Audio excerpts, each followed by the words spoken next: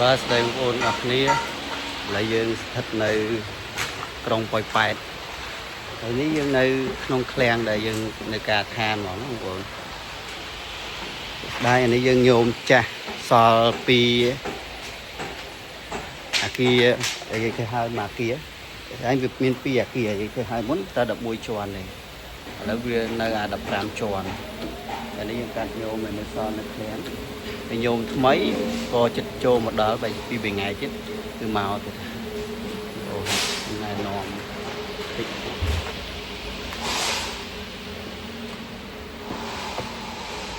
គឺភេទញោមកដបនេះសិតបើកពុំថ្មីបងប្អូនតែមានពូចមានអីច្រើនស្ដែងម៉ាស៊ីនយើងមាន3នោះ1ខាងនេះ2ជាប់គ្នាយើងប្រើចាក់ស្ដាយយើងប្រើនៅឃ្លាំងយើងនេះយើងប្រើម៉ាស៊ីនសកត់ម៉ាស៊ីនសកត់នេះមកអែមណាបងប្អូនតែយើងនៅការឋានអញ្ចឹងយើងប្រើអាម៉ាស៊ីនធំក៏កើតដែរ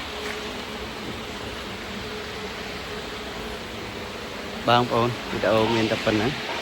ជួបគ្នានៅសកម្មភាពផ្សេងពីការងារជាងខាងក្រុមការងារខ្ញុំអរគុណបាយបាយជំរាបលា